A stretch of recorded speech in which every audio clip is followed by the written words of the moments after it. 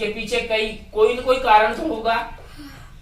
तो इसकी वजह है कि अपने देश में बहुत पहले राजाओं का राज चलता था। किसका राज चलता था? यहाँ कोई सरकार नहीं थी। जो पावरफुल आदमी होता था, ताकतवर आदमी होता था, जिसके पास जितनी ज्यादा सेना हुआ करती थी, वही राजा बन जाता था अपने दम पर, और वही राज करता था, वही शासन चलाता था। लेकिन धीरे धीरे विदेशी शक्तियां यहां पर आई। कुछ दिनों तक मुसलमान शासन चला। मुसलमानों के बड़े शासक विदेशों से आए, अपने यहाँ के राजाओं को हराया, और हराने के बाद वहां पर अपने भारत देश में खुद का शासन करना स्टार्ट कर दिया, जिसको बोलते हैं मुगल काल के नाम से जाना जाता है इतिहास में। उसके बाद अपने भारत में अंग्रेज लोग आए व्यापार करने के लिए।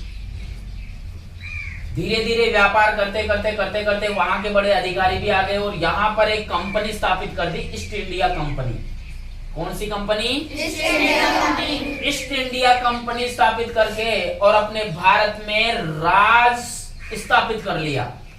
यहाँ के राजाओं को धीरे धीरे परास्त करके और कुछ नियम ला करके, ऐसे नियम लाए जैसे राज्य हड़प नीति डल्हौजी ने लाई, इस प्रकार के कई रूल ला करके और अपने भारत के राजाओं को धीरे धीरे साइड में कर दिया, किनारे लगा दिया, और खुद अपना यहाँ पर आधिपत्य यानी अपना शासन जमा लिया।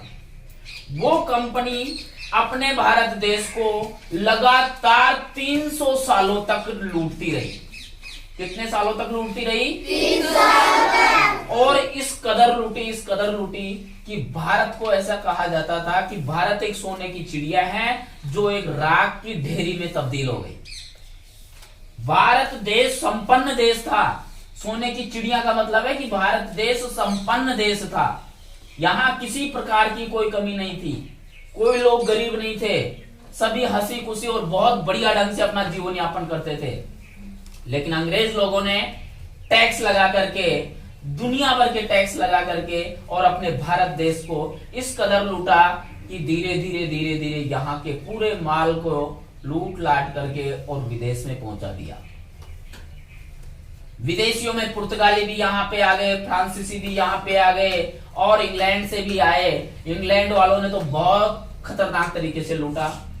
इस लूट से बचने के लिए हमारे भारत देश के नौजवान आगे आए। अब नौजवानों में महिलाएं भी थी और पुरुष भी थे। मिलजुल करके और उनसे बहुत लंबी लड़ाई लड़ी। लगभग सैकड़ों सालों तक लड़ाई लड़ते रहे। सैकड़ों सालों का मतलब जानते हो ना? 100 सालों तक लड़ाई लड़ते रहे। लेकिन अपने भारत देश को उस लड़ाई में जीत दिलवाने के लिए महात्मा गांधी ने महत्वपूर्ण भूमिका निभाई। खून खराबे से दूर रह करके अपना इस प्रकार से योगदान दिया कि खून खराबा भी नहीं हो और अपने को सफलता भी मिल जाए। तो इस सीढ़ी के अंदर उन्होंने कई बार जेल भी काटी, कई बार वो पुलिस की लाठियां भी खाए, कई बार वो पता नहीं भूखे भी रहे, उन्होंने हड़ताल भी करी, उन्होंने अनशन भी किया, और उसके बावजूद अपने भारत को कुछ नहीं मिला। धीरे धीरे लोग उनके साथ जुड़ते गए और अंग्रेजों को यहां से अंततः परेशान होकर के भागना पड़ा।